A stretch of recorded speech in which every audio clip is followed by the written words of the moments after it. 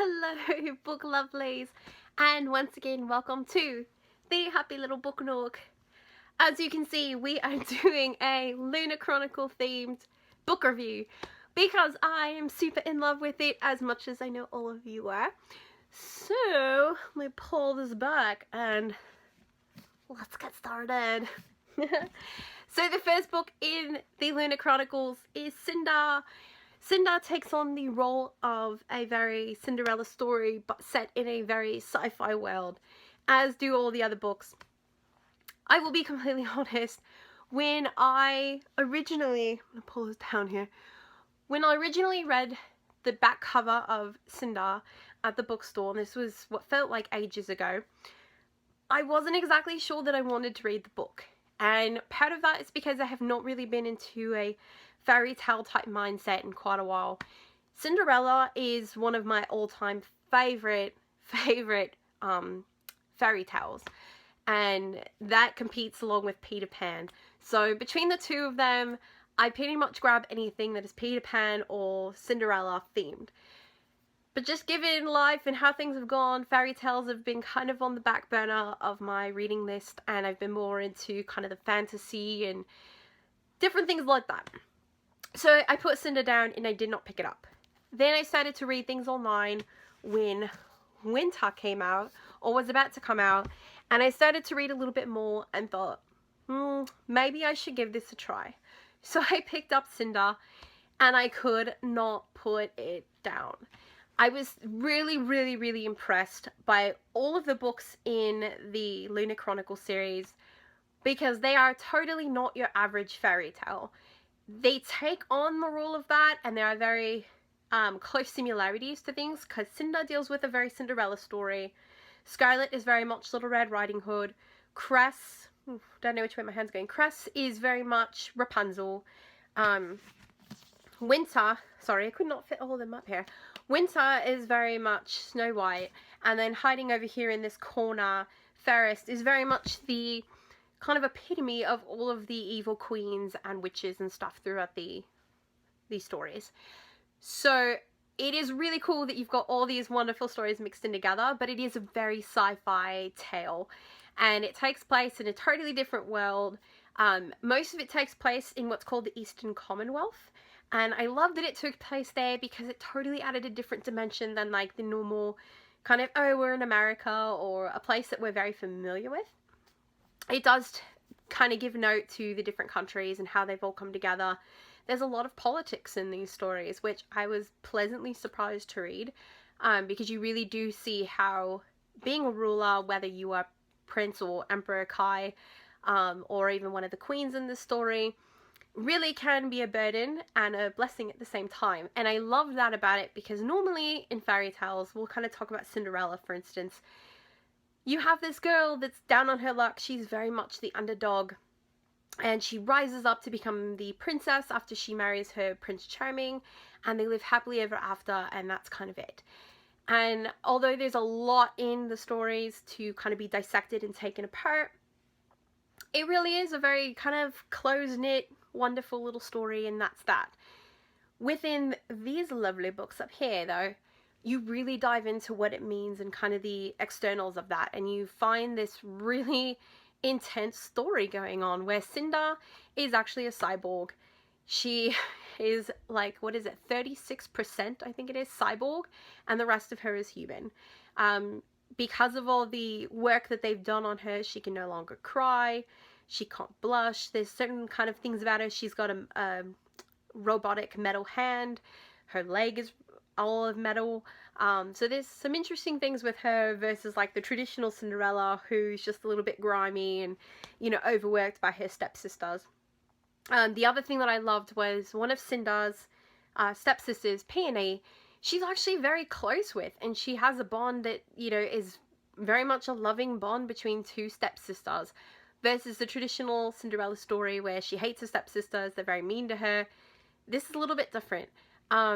And the way that she meets Prince Kai is very different as well, in that it's not this like kind of, you know, traditional like, oh, I went to the ball and I met the prince. It's more like he came to me and I helped him out. And Cinder in particular, I love is she's probably one of my favorite characters. I'm just gonna throw that out there right now in the entire series, and that's hence my little smudge marks of oil or grease that she would traditionally have on her. Because Cinder is a mechanic, and my day job when I'm not doing writing and I'm not reading books is working on computers. And it is a very male-dominated world. Despite the fact that there are some other females that I work with in this job, it is a very, very male-dominated world. And I get a lot of women and young girls coming up to me every day at work, thanking me for doing the job that I do, because it gives girls hope that they can do anything that they want to do. And I completely agree with that. And I love that about Cinder, because Cinder is this mastermind at mechanics and at technology and figuring out things where you usually don't see that role played out in books, especially fairy tales. And so I love that she is this very strong character who is extremely smart, does not need a guy to tell her how to do things, and in fact is very equal to Kai or any of the other guys that she meets in this journey here, like Wolf and Thorn. And again, I apologize if I say this name wrong. Sorry, I thought I heard something. It almost sounded like it was raining outside, and it might be. We'll find out. But there was Thorn, Wolf, and Jason. That's how I say his name. I don't know if that's the proper way, but that's what I picked up from it. But, you know, she's very much, like, in control, and she doesn't necessarily need them, but they do help her, and she does enjoy their company. But that was one thing I loved about her. Definitely, like I said, I relate to her personally just because of the things that I do in my daily life, and knowing kind of how big of a deal that is versus just the traditional story and, you know, a girl that just is kind of down on her luck.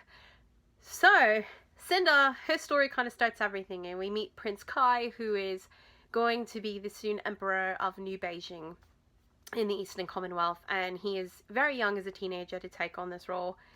And he kind of doesn't know what he's doing, Cinder doesn't know what she's doing, and they're just off on this quest until she finds out that she is actually long lost royalty of this, what they call a country, Lunar. And Lunar is actually a life or civilization built on the moon. So for all of those of you who have read this book or who will read this book, I guarantee you will never look at the moon the same again. I look up at it all the time now, and I feel very much like Cress. I feel a slight bit of anxiety, wondering if Queen Lavonna or any of her other minions are watching me as I go about my life. So thank you, Marissa Meyer, for planting that thought in my head. But anyways, Cinder beautifully leads into Scarlet. Scarlet takes on the Little Red Riding story where we meet Scarlet and her beautiful red hoodie that she never takes off. And Scarlet ends up falling in love with Wolf. And I love this story. I am a huge Wolf fan. I'm going to tell you right now, out of all of these books, my two fictional boyfriends, if I had to pick from the Lunar Chronicles, would be Emperor Kai and Wolf. I love them. They're fantastic. They're my favorites. So swoon-worthy. Oh. And their story is very unique as well, because again, it's not the traditional, hey, the wolf is after her to kill her type thing, and you know, this poor defenseless little girl is just trying to get to her grandma. Her grandma is actually pretty kick-ass. Her grandma totes a gun, and her grandma owns a farm, and her grandma actually flew ships when they went to Luna for like one of the first, I think it was like the Earth visits. So her grandma was in the military and pretty hardcore. Scarlet takes after that, and again, a very strong female character, which I truly, truly appreciate. When she meets Wolf, she becomes his alpha, and they are very much equals, which I, again, truly loved and admired, because they weren't just like, hey, I'm going to save you. They end up saving each other quite frequently, and both of them really do need each other to kind of discover who they are and their place in this world, and to get through the things that they have to get through. Scarlet is an incredible story, building up more of what Lavonna's doing, some of the evil things that she's got planned, dives into more of how Cinder became Cinder, how she left this world of Luna and as this supposed princess, and a lot more discovery on that. And before I move on from Scarlet, we must talk about tomatoes. From now until forever, every time I eat a tomato, I think of Wolf. And it is such a sweet and tender little thing that is thrown in there. that ends up becoming a big deal, even though it is such a like minor little kind of nudge. Wolf has never had a tomato before, and when he meets Scarlet, who owns this farm with her grandma, he tries tomatoes for the first time, and it's kind of this really sweet, cute connection that the two of them have together. And every time I eat a lot of salads, and every time I eat one and I see the tomatoes in it, my heart just swoons, and I think of Wolf and Scarlet, and it is a beautiful, beautiful thing. Let's move on to Cress. Cress is also an incredible story. We meet Captain Carswell Thorne. I will say Captain is king. Woo woo! And we meet Cress. Cress, her story is a little bit different than Scarlet and Cinder, and I love that it is different because it's not quite the same upbringing in life. She has lived most of her life stuck in a satellite orbiting Lunar and the rest of the country, or the planets. I keep forgetting she's in space. And she's been doing super hacking and computering to help out Queen Levana and Sybil Mira, who is one of Queen Levana's, okay, this is another word that I need your help on, thermitages, or thermitage? I don't know how you say it, so comment down below the pronunciation, because that is something that has driven me crazy throughout this entire series. Anyways, sorry about that, Jamie. So anyways, she's been doing this kind of against her will, but she's got this like love and devotion for Earth and all things Earth, and it's her dream to go to Earth. And more than anything, I think even more than getting set free of the satellite, she really just wants to go to Earth and live this very simple life. Cress is what is called a shell, and the Lunars of Lunar are born with the ability to manipulate bioelectricity. So for people like us, normal humans, they would be able to come and manipulate us to do whatever they want us to do. And the shells, unfortunately, are considered a threat to the Lunars because they cannot be manipulated. And the shells ultimately killed some of the royalty in this family, as we find out later on, which therefore made them a threat. And they were to be infants that were born as shells were to be killed. And there's a whole long story with that. So I will leave that for you to discover. But Cress is a shell, but Cress managed to be saved because she's super smart in computers. And again, my heart goes out to Cress. All my short-haired girls say woo! As Rapunzel's type story, she does have long, glorious hair that's grown over the years because she's had no way of cutting it in her satellite. Captain Carswell Thorne comes in to save the day, ends up cutting her hair, so she ends up with glorious short hair.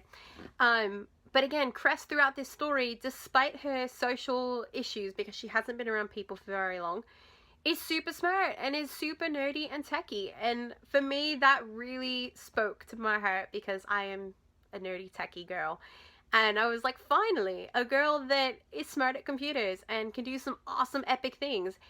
And Cress is a little bit more of the timid kind of girl, but I love that about her. All of these girls are like, well, maybe with the exception of Cinder and Scarlet. Cress and Winter are probably much more the girly girl type things, and are probably, sorry, my legs are cramping up, so I'm a little shorter now, are definitely more of the girly girl type, you know, who like the pretty things in life and, you know, want to be with their guys and whatnot. You know, Cress spends a lot of time watching dramas and gossip on her net screens, and, you know, she's very into that, where Cinder and Scarlet really aren't. So there is kind of a difference between those two, which I do appreciate and I do admire. But again, all of these characters, super, super kick-ass characters. And these are girls that you do not want to mess with, because whether they're super smart in computers, whether they are fixing, you know, androids, whether they are toting guns and running around with wolves, or whatever the case may be, they mean business. And they know how to get things done. And the guys in the story kind of take, even though they're equal to them, I almost feel like they're kind of a secondary character, because it's really about the girls and how awesome they are and the things that they can do and how they help out these guys. And these guys kind of come into the story to help them, but not in the way that we traditionally expect them to. And that brings us to Winter. Winter is a very chunky book. There are, first of all, can we just appreciate how amazing this Target edition of Winter was? I love love, love, love the pictures inside this book. So every time I open it, it just makes me super happy. So there are 800, let's see, 824 pages to be exact inside Winter. And it is definitely the longest of the books, but totally worth it. And a book that you will read through epically quickly and epically fast, because you can't put it down. So, I don't know what's going on here, sorry about that. So when I grabbed Winter, like all of these lovely books, I dived in and I couldn't stop reading. And the only problem with Winter for me was it was such a large book that I could not easily carry it with me. Normally I always have a book in my book bag, or in my like purse bag type thing with me, so that I can read wherever I am. But Winter was a little bit heavy and I couldn't take it with me, and I was a bit sad about that. So I could only read it when I was at home. But I stayed up many late nights, read this book very quickly. And then I got towards the end and I didn't want it to end. I was like, no. My hair, see, even my hair is upset about this series ending. And I really didn't want it to end because I absolutely just love the characters. Winter is the Snow White story. I love how they did her story, because it was not just this poor girl that, you know, Snow White to me has always been kind of a weird story, in the sense that she's so kind of, it depends I guess on what version you read, but she's kind of this very happy daisical kind of girl, but she's kind of weak in her own ways and stuff, and she's kind of naive to just believe like, oh, let me take this. And there are similarities to that in this book, but in a way that this girl is really powerful, and she's actually really, really strong. And the fact that she decides to not use her lunar gift, which causes her to go a bit crazy and a bit mad, is actually a huge act of defiance towards Queen Levana and everything that the Lunars kind of stand for. But yet everyone loves her and they all admire her so much. And I love that about her character, because versus just kind of reading about this girl that kind of is dealing with, again, the stepmother situation and the loss of her family and etc., and goes running in to live with the dwarves and whatnot. This girl is really strong, and she's extremely strong and dangerous, I guess, if you want to call it that, towards the reign of Levana and what she stands for and what she believes in. And I love that about her. I love that she is so strong and that she's so confident in who she is. Excuse that interruption. That would be the queen of everything, my little dog Zoe, who is also my boss and tells me everything that I'm supposed to be doing. So I guess she wants me to wrap this up now. Anyways, Winter is incredible. I definitely did not want it to end. There are a lot of shocking moments in here. There are moments that will give you, oh, the feels. Like, you are just going to want to bawl, and you are going to be excited, and you're going to be anxious, and you're going to be like, yeah. It is all of the feels, all of the things. The only thing that I did not like about these books was that they did not really get into the Cinder-Kai relationship very much. I feel like we really get a lot of Scarlet and Wolf. We really get a lot of Winter and Jason. We really get a lot of Cress and Thorn, and we see those relationships develop, and they all at some point or another have their moments together. And you feel like, okay, like there's resolution there. I feel it. I understand it. You feel at peace about it. But when it comes to Cinder and Kai, you really don't get those moments very often. And I would have loved to have had a bit more of that and to kind of see where their relationship went. The more that I've thought about it, now that I've had some time to kind of separate from the world, you know, I realize that it's probably just how their relationship is because of who they are. You know, Cinder isn't really that girly girl type that would probably care too much about the frills and girliness of, you know, a relationship per se. And the way that it ends with them kind of just makes sense for the relationship that they have, but I was still hoping for a bit more. So I was a little bummed about that. You know, I'm still, even though I've read a couple books since then, I'm still in a bit of book mourning, and I'm definitely going to read through these again because I am crazy obsessed with this series. I love it to bits. If you have not picked it up yet, you need to go out right this instant and pick it up, because you will not regret it. Or go on your Kindle or your Nook or your ebook or whatever you have and just download it. it will be the best decision you have ever made. Not only are the books incredibly gorgeous, I mean, let's talk about this one here. They're incredibly gorgeous, but they are incredibly well written. Amazing take on the traditional stories that we know and the fairy tales that we've loved, but in such a great way. So yes, I'm going to end this before it goes on for eternity, because I could talk about this series forever. But I really hope that you will go out and read it if you haven't. If you have read it, please comment down below which of these is your favorite. Who out of all the characters is your spirit character? I'm going to have to go with Cinder and Cress. And a little, I don't know, this is such a tough one. I'm definitely not a Winter. I'm a mix between Cinder, Scarlet, and Cress. But probably a little bit more of Scarlet and Cinder, with just a little bit of Cress mixed in there. Definitely the computer vibes.